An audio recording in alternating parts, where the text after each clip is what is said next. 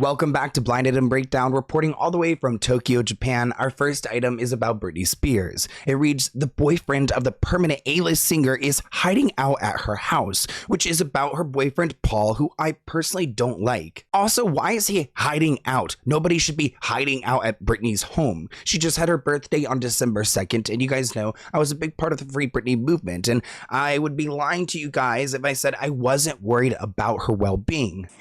It's my birthday. I'm not turning 42. I'm turning 5 this year. I'm turning 5 years old, and I have to go to kindergarten. She just celebrated her 43rd birthday, but she's claiming that she's 5 years old. It reminds me of her book, The Woman in Me, where she talks about regressing as she got older and was put into her conservatorship. Though I don't really understand the point of this video. In the same breath, we've learned that now Britney has relocated from California to Mexico. It looks like she has arrived in Cabo, where she announced that she is moving to, which is, again, another red flag, kind of bizarre, because we did not see this coming. This person commented, I thought Britney gave up on men. Another person asked, what is he hiding from? This person wrote, probably his drug dealer or some other enemies. Don't think the authorities. Another person asked, is he hiding from drug charges, child support, a gang hit? Take your pick. The guy is a scumbag. Britney really knows how to pick him. Now, I'm not going to put this blame onto Britney just because she ended up with Paul, even though I do think Paul is using her.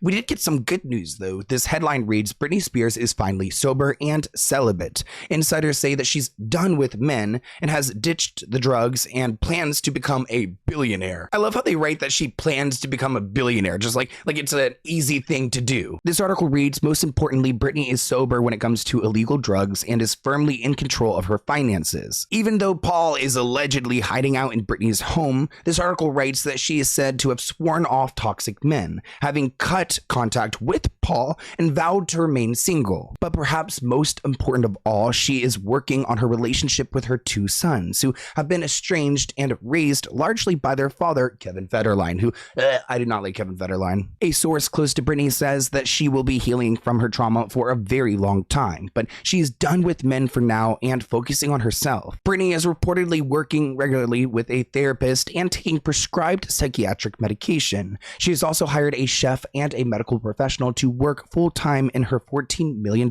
mansion. Last week, we talked about Lindsay Lohan and the plastic surgery she has had to make herself look better, and she honestly looks amazing. I would love to see Britney Spears go through a similar transformation, not like a plastic surgery, but like, just a healthy glow up transformation. And at least it seems like the source is alluding to that she's got professionals there cooking for her, monitoring her health, making sure that she is okay and balanced, which I think is a smart move, especially because she was in a conservatorship. She had so many people controlling her for so long that I think that she does need some guidance, but at the same time, she should be an authority of who is giving her that guidance. Quote, she is sober and she does not do drugs. She has a glass of wine now and then, but she does not have a substance abuse problem and has people around her to make sure that she stays straight on the straight and narrow, which I think that's a good move for her, especially if they are the right people. That's what I'm hoping. We all know how much Britney loves her children, and I think a part of her transformation is trying to rebuild this relationship with her sons, and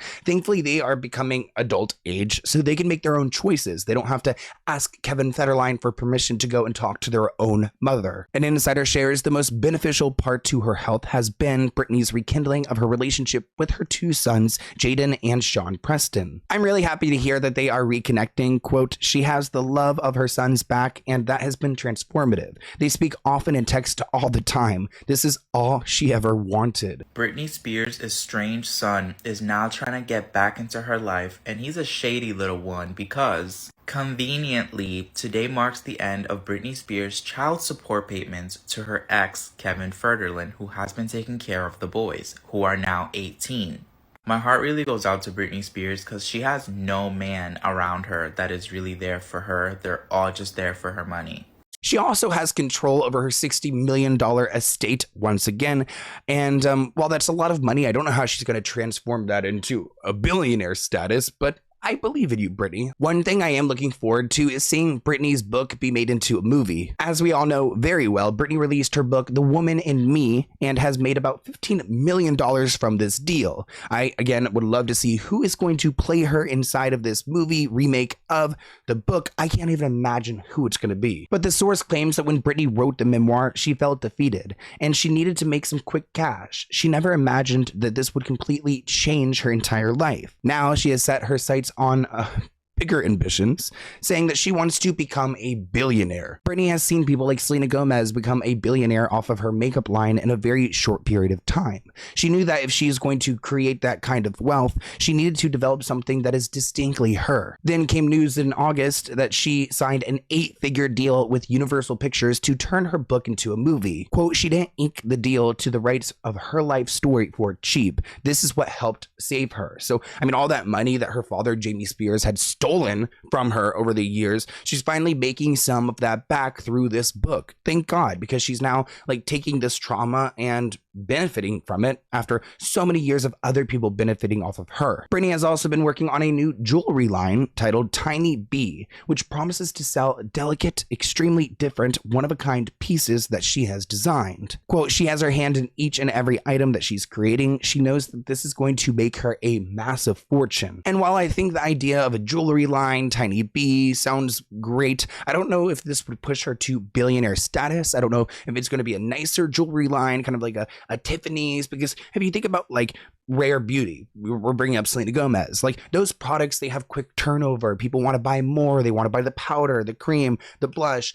You can only wear so much jewelry. And like personally, I like to wear a lot of my same jewelry every single day, so I don't really switch in between. She or whoever proceeded to show off some jewelry that you would have thought was her design, but it was not. Britney detectives got together and found out exactly where the jewelry was that she showed. So this is the jewelry that Britney Spears' Instagram showed along with this caption. But it's not Britney Spears' own jewelry. She's actually wearing 2 pieces here from a site called Tatty Rocks. Here is the first piece here, and look at the second piece. The second piece right here. So Britney is wearing 2 pieces. We've been bamboozled. I don't know if she was just playing around or the team was like testing the waters, but like, do you not know of Google image search, like reverse image search? These items were found in 2 seconds. Now, we started talking about Britney Spears in reference to her boyfriend, Paul, who has a criminal history. This article writes that Britney has cut the felon out of her life when she was working on reestablishing her relationship with her sons, but it was a volatile relationship that everyone wanted her to be done with anyways. I'll never forget that situation where they got physically into it at the Chateau Marmont, and Britney was walking away with like a pillow or a blanket in her arms, and in that moment, I realized that Paul was the enemy. He's the op. I mean, why would he put Britney in that situation? And those photos were just really alarming. This article continues. Now, after so much prolonged drama, those around her are said to be relieved that she's taking time to be alone. Quote, she has performed her entire life. Now she's dancing on her own terms to her own beat.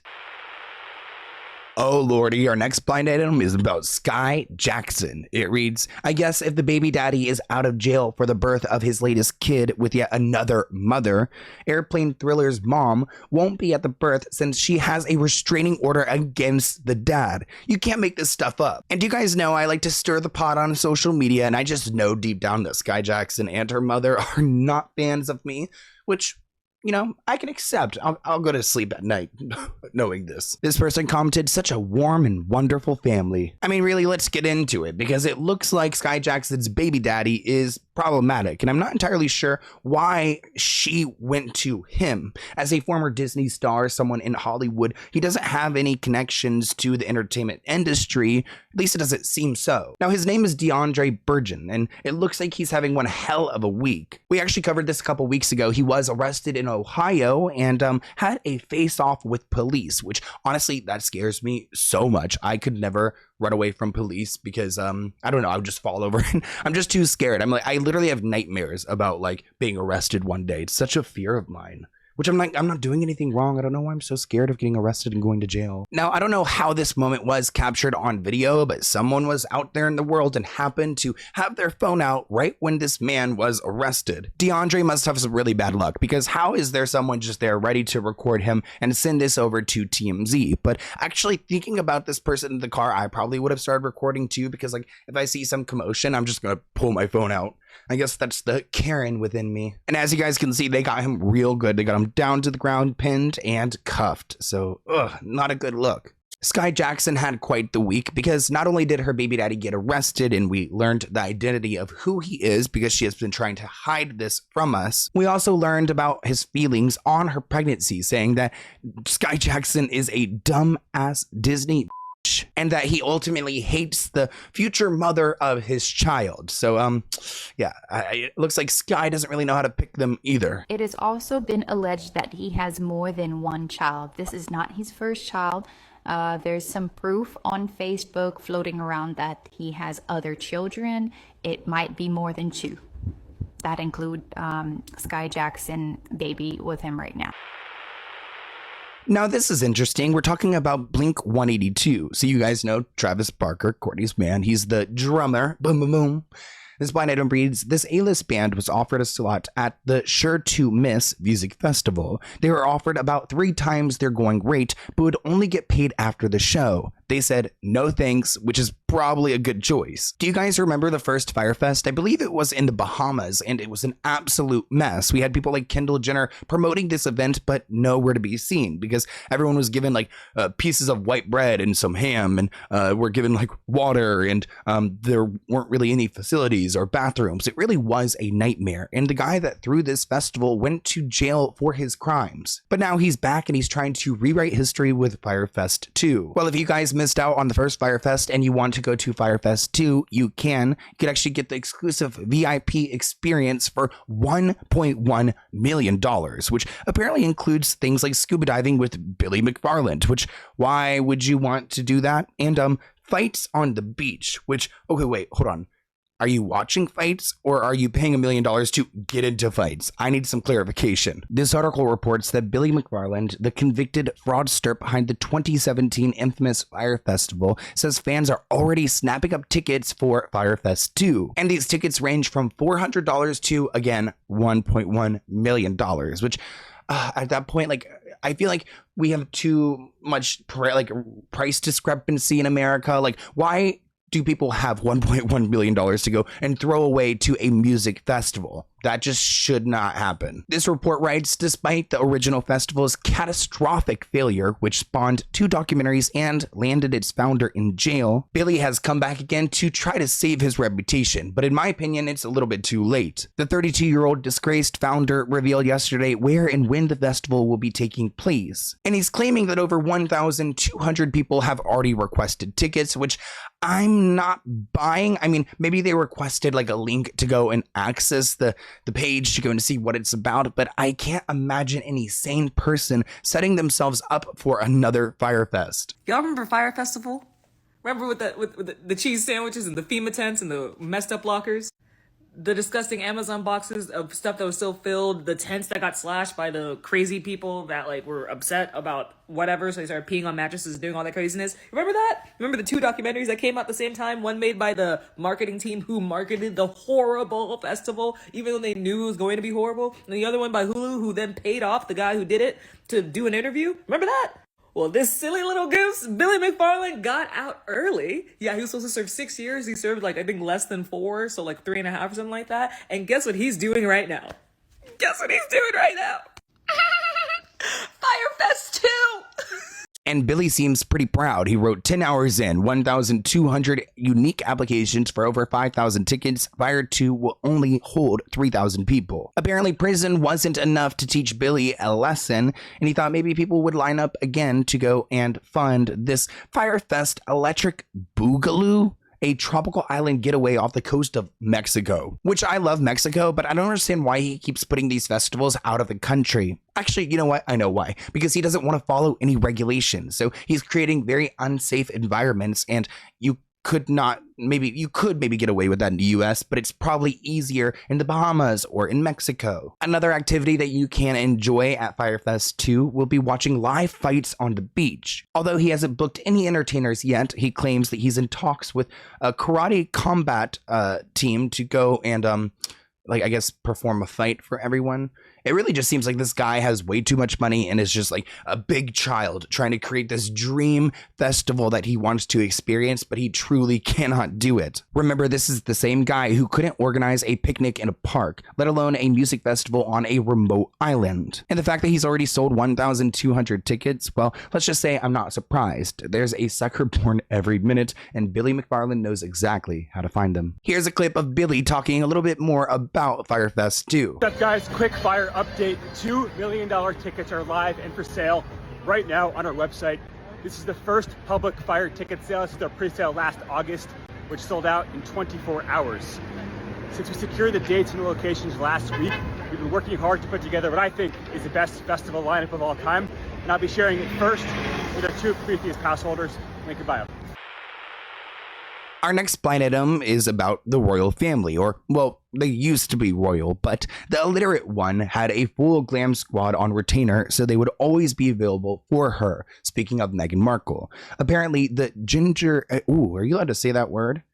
Editor, let's go ahead and mute that word. I don't think you're allowed, like, when it comes to, actually, side note people, when it comes to people who are born with red hair, this blind item reads I heard this is a slur. Apparently it starts with a G, haired one, stopped paying that bill.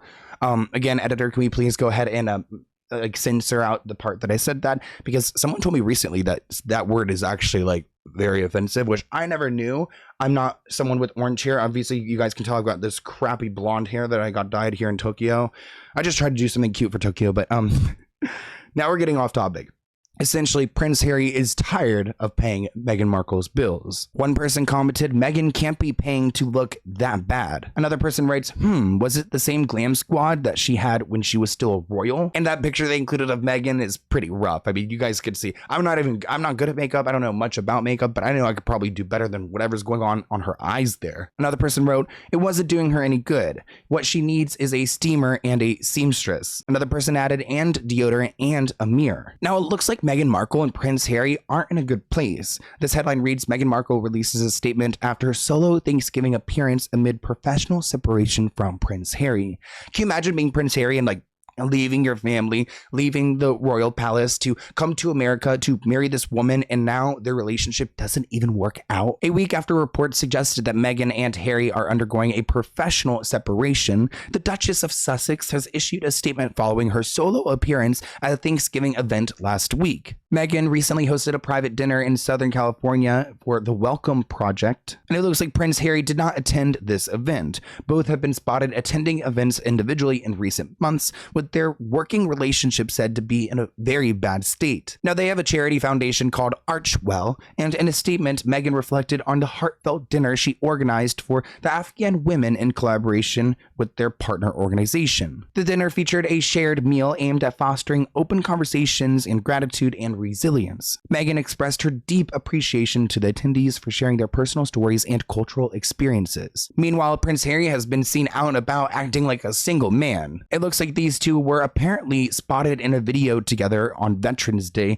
discussing their efforts to prioritize their children's safety online through their foundation. In the video, Harry acknowledged that they had been at a crossroads professionally in recent weeks. Stories about Harry and Meghan professionally separating, whatever that means. People are convinced Harry and Meghan are on the rocks. People have also heard, I think, without watching it, that there's a new Camilla documentary, and we think that there's new information about her being Harry's wicked stepmother. I think none of this is a coincidence, that this is all happening at the same time. I think we can also lump the fact that Camilla has been out with a chest infection for weeks into this developing royal news situation. Royal experts in the UK were asked what they think about Harry and Meghan's relationship, and they are all saying, I don't know, it's not looking good. I don't think it's gonna last. She hasn't come outside in months, except for that one time in October, and he is, doing his own thing professionally. Not looking good. What even is a professional separation? A professional separation reminds me of kind of Beyonce and Jay-Z vibes. Even though I feel like Beyonce and Jay-Z like each other more than Meghan and Harry, I do feel like they recognize that they are a power couple, and then,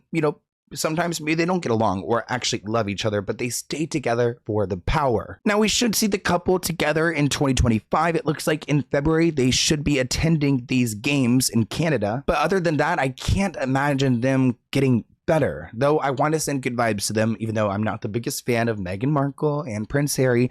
I don't like people divorcing and separating, and it affects the kids. And you know, if there's a world where they can heal, then we're going to send them that energy. We're going to send them those vibes. You know, we're not all bad energy here over on this channel.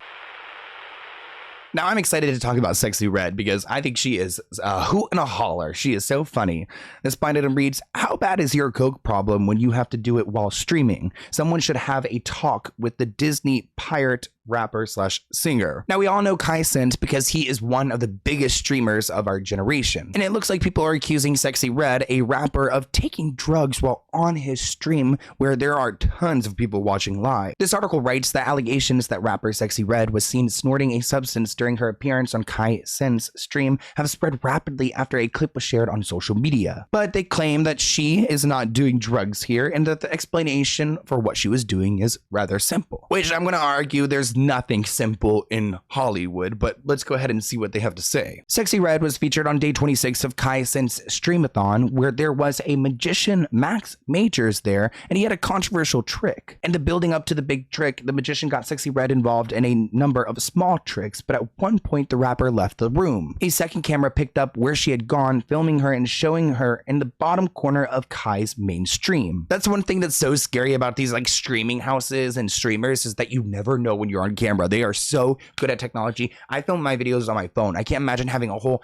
live system just completely recording all the times. It actually reminds me of this one party I went to in the hills once upon a time, and they had it was like a live stream like party thing for someone's birthday who was really big, and the entire time we had cameras rolling and like 15,000 people watching us, and we're all like standing there awkwardly like we don't know each other. We're not friends. These are all like fake influencer people. And I'm like looking over the corner and I'm seeing like there's a camera, another camera, another camera. And then someone has their phone out and I'm like on stream with like 15,000 people watching me. I'm like, I don't even know who this is, who these people are.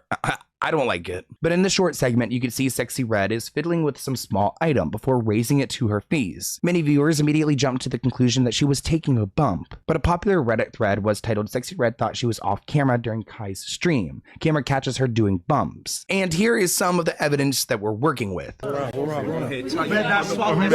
more knots. Make it. Hold on. Give me one. Let me go through right here. All right, move. Make that shit tight. You supposed to be going through. Come on. No, you gotta make it tight. Nah, you should make it. This hand. You make it.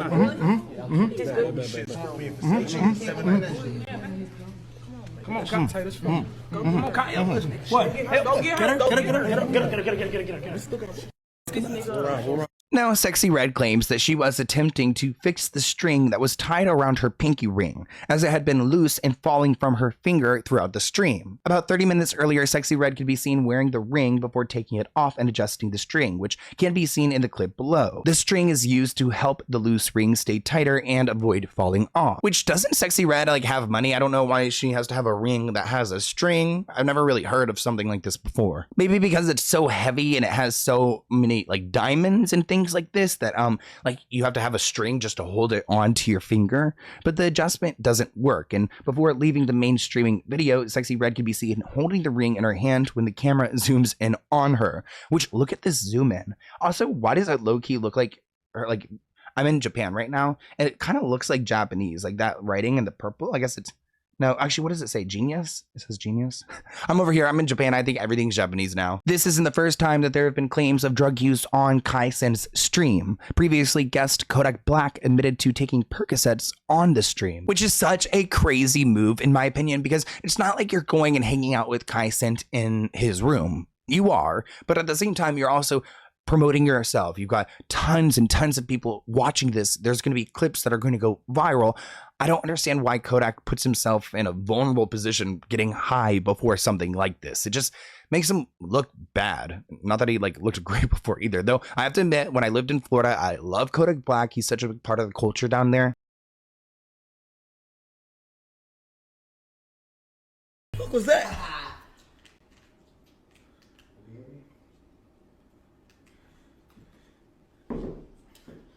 That was a glitch for the Twitch. zoom it. Now, we just did a deep dive into Wendy Williams, but this blind item reads, it could just be for court filings, but it sounds as if the illiterate former talk show host might be having her money pocketed by the person who is supposed to be watching it, which is about her guardian, Sabrina. Again, I'm posting a video like this same week exposing this, so definitely go and check that out. This person writes, I feel so bad for Wendy. While she had some controversial takes and inputs and opinions, she shouldn't be subjected to this type of abuse. She's being taken advantage of by everyone around her, and that's so messed up. Another person writes, this is like a broken record. Another person adds, another star that has a pack of vultures circling her just like Britney. Can't trust anyone, friends, family, lawyers, etc. It's just sad. And I'm glad that A&E is actually suing Sabrina over her claims that this documentary exploited Wendy, when in fact Sabrina's the person who's responsible for taking care of Wendy. So if you feel like she was being exploited, then why didn't you stop the documentary way early on? It's because you weren't doing your job, Sabrina. A&E has countersued Wendy Williams' guardian, Sabrina, amid the ongoing legal battle over the controversial Lifetime documentary about Wendy. In a new lawsuit, the cable network argued that it had the right to air Where's Wendy Williams, especially because they had all the proper paperwork signed off, and Sabrina, in fact, gave them permission to go and film Wendy. So, Sabrina, what were you thinking? Wendy Williams is permanently incapacitated from her tragic dementia battle, her court-appointed guardian has claimed. The U.S. Sun can exclusively reveal the stunning court admission by attorneys for Wendy's guardian, Sabrina Marissi, which was entered into the record as she battled with network Lifetime over the documentary Where is Wendy Williams? The filing, Sabrina's team called Wendy an acclaimed entertainer who, tragically, has been afflicted by early onset dementia, and as a result has become cognitively impaired and permanently incapacitated. The admittance of the extent of Wendy's illness is a crushing blow to her loyal fans, many of whom have held out hope that one day she would make a triumphant return to TV. So now Sabrina is trying to act holier than thou and say that A&E is in the wrong for exploiting Wendy. A&E is countersuing Sabrina for allegedly attempting to infringe upon the company's First Amendment rights, specifically when she took legal action earlier this year to plead with the judge to stop the docuseries from airing. According to TMZ, A&E claims that Sabrina is trying to deny Wendy one of her last chances to exercise her autonomy and honestly reach her fans in exactly the frank and unfiltered manner that was the hallmark of her career. Wendy has never been shy. She's been open about her issues with her ex-husband, Kevin Hunter, who was terrible to her, and open about her issues with addiction, living in a sober home. She's never been one to hide anything, so I'm glad that A&E is appreciating that fact of Wendy, because I think she does want us to know the truth, even if it's not the best look for her. Sabrina launched this lawsuit claiming that Wendy was only paid $82,000 for this documentary, and it ultimately wasn't worth it, claiming that A&E, Lifetime, and other parties were involved in making the documentary cruelly taking advantage of Wendy's cognitive and physical decline, and requested a trial to sort out the case, which I don't know if a jury would be involved, but it would be up to the judge to decide who's wrong here. Sabrina claims that Wendy is currently cognitively impaired, permanently disabled, and incapacitated, which sounds like fun for Sabrina, right? She's like, hell yeah, like Wendy is just not well, so I can go and do whatever I want to with her Wells Fargo funds. And if you know that situation, you know what I'm talking about. Definitely go and check it out, because Wells Fargo did Wendy dirty, and I think Sabrina has her hand in it. That's just my opinion, allegedly. Lifetime and the rest of the defendants argued that Wendy had put in consent, input, and participation into the documentary before she was diagnosed with dementia and before she had a guardian. They also said Sabrina started the legal battle in an attempt to excuse her own failure to protect Wendy, and that's what I agree with. I don't think that Sabrina's even filing this lawsuit now on behalf of Wendy, but really trying to save her reputation in the probate court scene. Wendy told her fans that she needed more personal space and peace to thrive after going public with her dementia and aphasia diagnosis in February. She said in a statement that I hope others with FTD may benefit from my story. Please just know that your positivity and encouragement are deeply appreciated. Now we have one more blind item. We actually don't have any receipts to go along with this blind item, but I wanted to include it, and you guys will see why. It reads, the bodyguard, and this is about Chris Brown, but it reads, the bodyguards who take care of Mr. Backflip pressured him into giving them royalties from his music. He agreed to do it just because they have kept him out of jail and know where all of the bodies are buried. There will be consequences if he fires them. So that's pretty scary. It seems like the bodyguards who have helped cover up his crimes have gotten a piece of his music empire. They're benefiting off of this because they know some of his deepest and dirtiest secrets. It's giving me Diddy energy. And I must admit, there's something very Diddy coded about Chris Brown. I think he gets away with a lot more than he should, because every time I make a video about Chris Brown, people try to come after me saying I'm hating on Chris Brown. No, there's literal evidence to show that he is a violent and dangerous man. But thank you guys for watching this week's episode of Blind Item Breakdown. Make sure you go to Spotify to go and rate this episode. It really helps me out. I'm currently in Tokyo, but by the time you guys see this, I will be in Thailand. And on a real note, I'm like not much of a traveler. I didn't like grow up traveling. Like my family and I, we went to the same beach on the same week every year in Maryland, which Virginia, where I grew up, was about 3 hours from where we'd go to the beach in Maryland. So I've had a really hard time. Like, while I feel very grateful, so grateful to be here in Tokyo, I also have lived 30 years of my life without like traveling like this, and it's been very difficult for me, just like emotional, just being very far away, being in a new environment. I'm hoping like in the long run, you know, it's going to help me grow as a person, and I love experiencing this culture. It's nothing to do with like Japan or Tokyo. It's just my own like inexperience traveling, and it's been pretty difficult. Just I've been like getting emotional every day, crying. Actually, I went and I got my hair done. I need to go get some toner or something because it looks pretty bad. I get it. I know it looks bad, but I went and I got my hair done here in Tokyo by a high fashion like salon because I wanted to, you know, try something new. And this is what we're working with. It's not the cutest. I know. I feel really insecure about it, and I just want to go home. I could literally cry right now. I just want to go home. I'm actually not gonna cry. Let me like literally crying. I'm just homesick, you know, and I'm not used to traveling and stuff like this. So I just get scared, and you know, I like my home and my place and my safe space, and you know, I'm trying to embrace the culture here and trying to like, I got my hair cut. I know it's like a lot of people, when I posted a video about Diddy today, and like a lot of people were saying how bad it looks, and I know I don't look that good with this hair color and stuff, and it makes me a little sad, but you know, I'm gonna let it grow out. It's just hair. I can go like fix it when I get back to the States or whatever, but I'm having a hard time traveling. Like I always think I want to travel, and then like I think I do want to travel. It's just hard because I'm not used to it. I'm not used to being so far away from home and being in a different environment, and it's just scary. So this actually really helps me filming because it makes me feel like I have a connection again back home.